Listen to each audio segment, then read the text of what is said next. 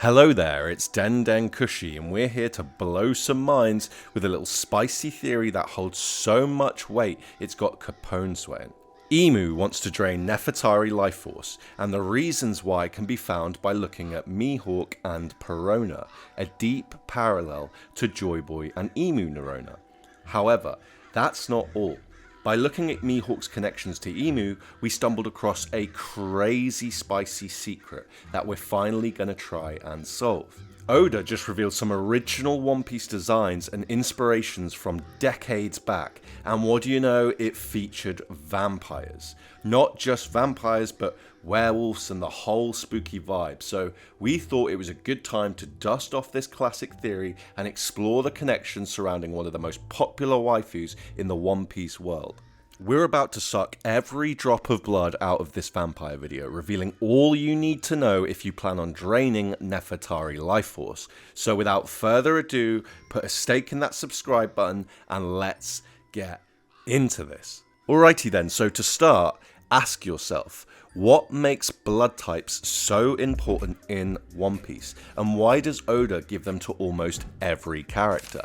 Will Stussy's bite have an effect on Lucci later on in the story? What's Emu Neurona got to do with Perona? Why does Rayleigh and Shakky's name, when put together, make the name of Mihawk's island in katakana?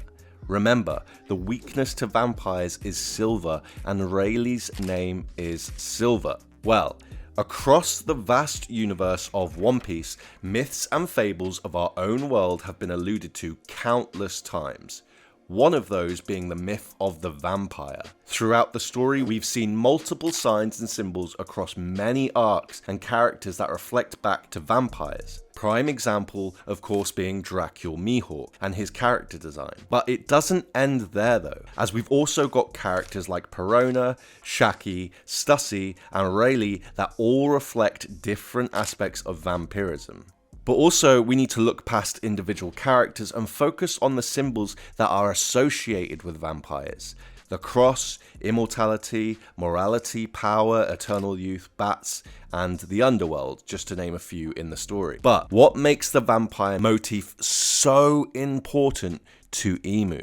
To answer this, we dive deeper into some of the examples, starting with the most obvious one I already mentioned, Dracula Mihawk. He rides a coffin across the waters that emanates a green flame, has a pale skin and special eyes that we see also with Emu. His appearance reminds us of the classic cartoon vampire, with the pointed facial hair and decorative way in which he dresses. So you can see the reflection of Dracula in the character Mihawk pretty easily, right? Mihawk's character is absolutely full of symbolic references to the Prince of Darkness, Dracula. The cross being the most prominent with him, but also the castle and island he calls home, Kurigana Island. Who else lives on this island? Perona. Another character with strong ties to vampiric symbols, those being the underworld and bats particularly. Perona, Mihawk's counterpart, is as pale as he is, has a bat tattoo, and shares a name very similar to Emu's family title, Neurona. Let's not forget that some of the earliest mail to be delivered that we found out in One Piece was delivered by bats, from Marijwa if I'm not mistaken. The sun plays a big part in the One Piece story, and just so happens Perona is usually seen holding an umbrella. Very weird, but it doesn't really matter anyway because Gloom Island is always dark, right? So there might be relevance there. Her character style is Halloween based, and her abilities also tied to ghosts, matching the spooky vibe of Gloom Island, and tying pretty directly into Emu's abilities, which we'll get into. In Thriller Bark, we see a bunch of vampiric references, such as Chopper showing the cross to Brook, and Usopp talking about not having a reflection in the mirror. This is as direct as you can get to making references to vampires.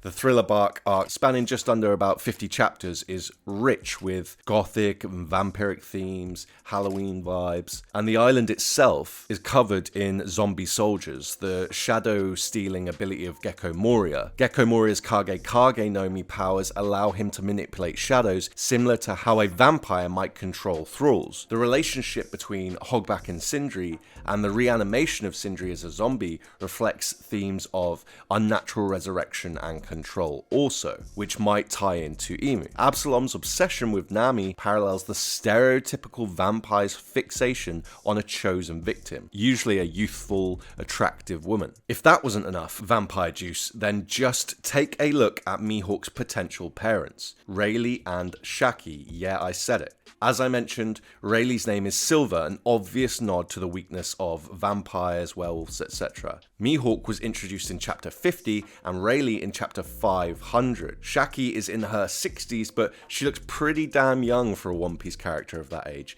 and again shares that weird pale look. 42 years ago, Shakky renounced her life as a pirate and left Amazon Lily. After the event in Amazon Lily with Blackbeard, where we got the reveal of Shakky's true identity, it was heavily implied that the man she left Amazon Lily for was Rayleigh. But what if she had another reason for leaving Amazon Lily? Her son, Dracula Mihawk, a boy from an island where only girls are allowed.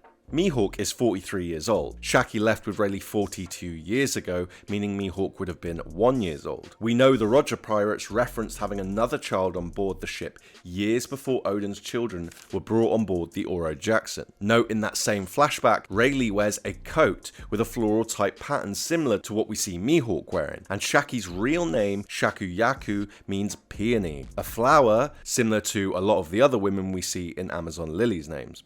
Rayleigh's epithet is the Dark King, and as referenced above, one of the more popular names for referring to Dracula is the Prince of Darkness or Dark Prince, pushing the familial connections that little bit further. This would also explain why there seems to be such a long-standing rivalry between Shanks and Mihawk. Perhaps this rivalry began long ago on Roger's ship, which we know is the case with Shanks, and also Buggy, who Mihawk now sits beside. In terms of physical characteristics, there are also similar hair designs as both Rayleigh and Shakky. Furthermore, Rayleigh is a proficient user of all haki types, and teaches Luffy how to detect haki. Shakky seems to be more inclined to use observation haki, and it's explicitly shown that she's good at reading people. What was Mihawk originally known as in the story? The Clairvoyant. Also, if we look at the island Mihawk calls home, Kuragana, the katakana is the same as if you mix Silver's Rayleigh and Shakuyaku. Due to the nature of the world in One Piece, it's not surprising that Mihawk was forced to hide his father's name, and he isn't the first character to have done this. For example, we can think of Cutty Flam and Frankie. Lastly, it's worth noting drinking alcohol is something all three are often shown to do, and, you know, Shakky owns the bar. Recently, we've just seen Rayleigh getting really drunk as he hears Vegapunk's big final message. But really, this is nothing compared to what happens when you step back and take a look at the bigger picture. Let's go back to Mihawk and Perona and take a deeper look so we can understand why Oda included all of this. Mihawk and Perona are the epitome of the vampiric theme in One Piece, but they also parallel Emu, Joyboy, and Lily. We can see this very clearly through Perona, for example. Mihawk's counterpart, Perona, known for her devil fruit abilities and gothic aesthetic, appears to be a key character to the One Piece narrative. It's possible Perona and Emu share a deeper connection, potentially through lineage, maybe hidden motives, or even a direct influence from Emu. Perona's epithet is Ghost Princess, denoting royalty, and like Emu, she also wears a crown. However, this time also features the most important symbol in the entire story, in my opinion. Notably, this is the mantle for Yoru also. You can check out any older video of mine, and I'll probably be talking about that symbol at some point. It was what started me as a creator on YouTube, so just let me know if you've got any questions. Perona's debut is chapter 443, titled Thriller Bark, which is the island that encapsulates all these vibes, and the cover page is God Enel standing next to a huge explosion, reminiscent of the Leisure incident. Oda, being the genius he is, made Perona 160 centimeters tall. Can anyone guess why? It's because it gives us the Holy 16 with Dothi, Leisure, and, you know, there's a few other examples in the story. So again, it ties back to this divine image of Emu. Perona's partner is Mihawk, who I believe parallels Joyboy. Oda even include Emu vibes in Mihawk's name. Take the first two letters, spin them round, and now you have Hawk. Of course, there's also Perona's name, which literally rhymes with Emu's family name, Nerona. Perona possesses the Horo Horo Nomi, a paramecia-type devil fruit that allows her to produce ghosts capable of various effects, including inducing profound depression in her enemies. Key abilities include negative hollows, which can cause targets to feel overwhelmingly negative, mini hollows for reconnaissance, and astral projection, allowing Perona to separate her spirit from her body. In comparison, I have long speculated Emu's abilities tied to fear and negativity also. She spies on her enemies through MUSHIs for reconnaissance, as theorized by Dire Regulus, and recently we saw the Gorosei members astrally project to Egghead, potentially separating their soul from their body. If that isn't enough, then the Horo Horo Nomi looks like 5 silhouettes with strange eyes, mimicking pretty much exactly what Sabo saw of the Gorosei in the throne room.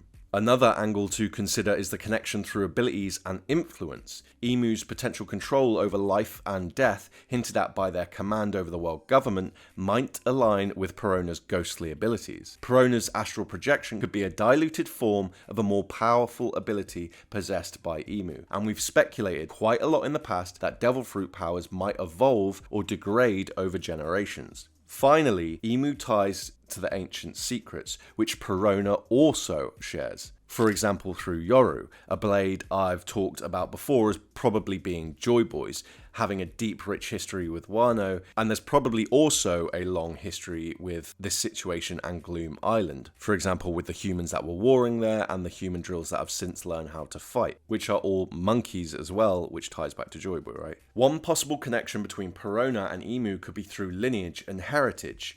Emu's mysterious nature and long-standing position suggests ties to the Void Century, a period crucial to the series' lore. Perona's gothic and somewhat timeless appearance hints at an unusual background, potentially linking her to ancient times. It is just speculation, but we could think about the situation with Perona being a descendant or a relative of the Nerona family, which would explain why Oda gave us the clue in her name, Perona. This connection could explain her unique abilities and appearance, positioning her as an unknowing heir to a significant legacy, similar to Vivi and the Nefertari family. After all, Gloom Island is spooky as chuff and has some weird, mysterious history, like I mentioned with the monkeys, so I imagine by the end of the story, Oda will have Gloom Island restored, or the castle restored, similar to how Kureha moved up to the sort of Pangaea parallel castle in Drum Island, right?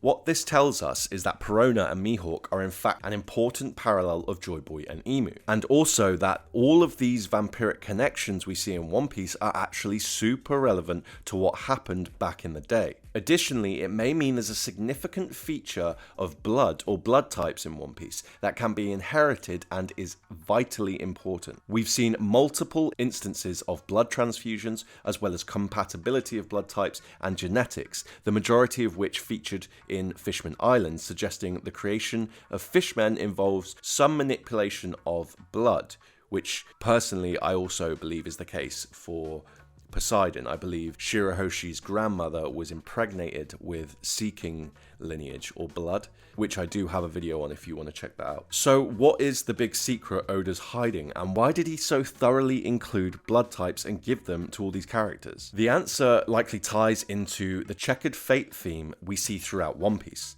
If you're not familiar with what checkered fate is, it simply refers to the idea that key figures of the One Piece world, particularly from the Void Century, have their wills continued by people in the present day. And as such, some situations and incidents repeat themselves, broadly speaking. So in the present day, we have the Egghead incident, which highlighted the sun god Nika. 38 years ago, we have the God Valley incident, with God being in the name of the incident. And 38 years before that, we have the Carmel incident when she freed the giants by pretending to be a nun and pulling off some fake god vibes alongside the world government by making the sun shine down on her. Naturally, blood ties into lineage, as it's inherited and usually shared by an entire family. In almost all cases, the blood type, like in the real world, is directly inherited by the person's ancestors, leading us to wonder at some unconfirmed connections, such as Ryuma and Zoro both sharing the same blood type XF. Interestingly, there are exceptions to this rule, however, and by the looks of these particular characters and knowing Oda, these could hide secret family ties that are key to big reveals at the end of the story. If you wanted to look deeper into that, Kiku is a very interesting example, and it could be that Kiku is actually royalty, but it was just never explicitly stated, or it was hidden in the story. Now, going back to Rayleigh and Shakky, the reader can see a relationship between two characters where the female practically has a terminal illness. We saw this with Kaya and Usopp. We saw this with Kuma and Ginny. We see this with Boa and Luffy, and with Gloriosa and a mysterious male, who, by the way, is Zebek. The vampiric Stussy mentions her love for Whitebeard, and he dies. Hogback and Sindri are another eerie connection here. When you add this to the fact we've seen a few females sacrificed as well, such as the girl on the altar at Skypiea, or the girl that the Satanist had tried to sacrifice, it becomes clear Oda has something going on. Another crucial thing to notice is both times the women were rescued from being sacrificed, in one instance by the Joyboy figure Nolan. So, what does this tell us? It ties back to Imu and Lily, and it's Oda foreshadowing there was an important relationship between the two that ties to their blood or bloodline. Some terminal illness was developed, and then Lily was likely rescued by Joyboy. I've extensively covered my thoughts on Lily getting lovesickness and founding Amazon Lily, so if you want more on that, just check out the Amazon D Lily video. But for now, we're going to focus on why the Nefertari bloodline was so important to Imu. Imu is often linked to eternal youth, the underworld, power, and immortality. We recently saw Lily in a painting, an idea that's used in a popular novel, Dorian Gray, to sustain his eternal youth. Perhaps Imu is feeding off these females' life force to sustain herself. A blood transfusion was used to save Luffy's life, which could be a reverse of this. Vivi was recently kidnapped by the world government, reinforcing the fact that it's particularly Nefertari bloodlines that Imu seeks after. Interestingly, Ginny appears to have some pretty unique traits, has no information on her lineage, and was an important character to the revolution, and Imu sought her out as a wife for some strange reason. This suggests to me at least, Ginny, like Lily, has some unique value that Imu finds important. I'm pretty sure this ties to their bloodline, but it's also worth noting Lily and Ginny connect to Nika, so maybe that is also what partly ties these two into what Imu wants from them. Historically, lineage seems crucial in ancient civilizations for creating powerful beings or artifacts in One Piece, thus may be integral to the ancient weapons. Pluton, Poseidon, and Uranus. 3-Day Trip and some others speculate Nefertaris are connected to these ancient weapons, and we know Momo is connected to Pluton. Pluton, the earth weapon, which is likely through the Kazuki lineage, Shirahoshi to Poseidon, likely through her mermaid lineage, and Uranus to Imu, the heavenly weapon, which we're yet to get more details on. This lineage is likely dictated by bloodlines and blood types, which may be why Oda gave us all that strange info on Fishman genetics and blood during Fishman Island. Socially and politically, blood types might symbolize hierarchies and prejudices. Certain blood types could be considered superior, influencing division between the OG humans and the newer races, such as Fishmen, etc., mink.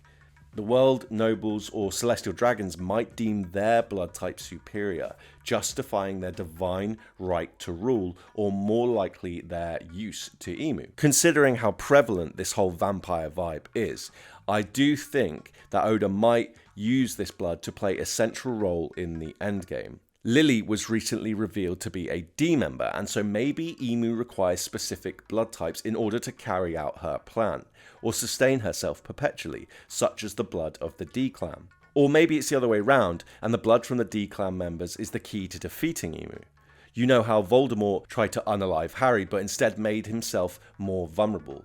That's the vibe I'm referencing. Luffy receives blood, recovering his lifespan issues and making him stronger, but when Imu does it, she will become vulnerable. Alternatively, it may just be a matter that Imu runs out of blood or life force and, similar to a vampire, becomes vulnerable. Okay, but let me just be straight up. I personally think it's actually all of these.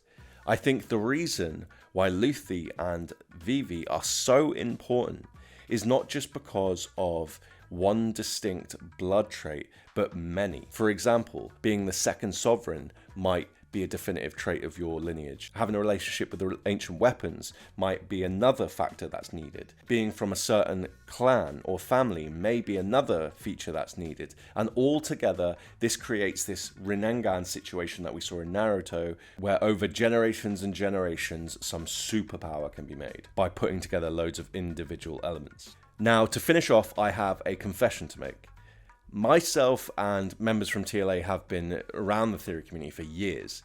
We are on call or in DM most days discussing some theory or another, and it's very rare we ever hit a complete dead end. However, I've looked high and low, east and west, and I cannot for the life of me work out what Oda is cooking up with these blood types. IRL blood types can be linked to personality traits, and there is a little bit of that in One Piece so far. For example, many swordsmen in the story have XF blood. That said, I think there's much more to it, such as some indication of royalty or particular clans from the original ancient kingdom. So please, if you have any thoughts or solutions to the blood type riddle, throw them at the wall and see what sticks. I'd love to get a little more insight into the whole blood type agenda Oda has going on. So, there it is, folks. Wish I could give you a more definitive and decent answer to what the blood types specifically mean, but for now we can focus on the connection between Perona and Nerona and see where that leads. Leave a comment if you wanted to ask any questions or correct me, as sometimes I am just human and I can make mistakes. If you're new to the channel, then hello. My name's Kushi. I make One Piece theories, a few of which have collected some big dubs since we started, and you can also find us streaming alongside the front line of the theory community on the Last Arc YouTube channel. If you wanted to share your own theories, you're welcome to join the Discord or DM me directly, and if you wanted an idea incorporated in a video, feel free to bring it up. You can support us on Patreon or become a member if you want to join the cause, and we'll get these videos longer and more detailed, which we've been trying to do for a minute, so the support is super appreciated. We have some pretty big reveals coming soon too, maybe including some 2-hour videos, but I won't say too much on that. But keep sub for that. Sharing's caring, say no to pugs, and adios.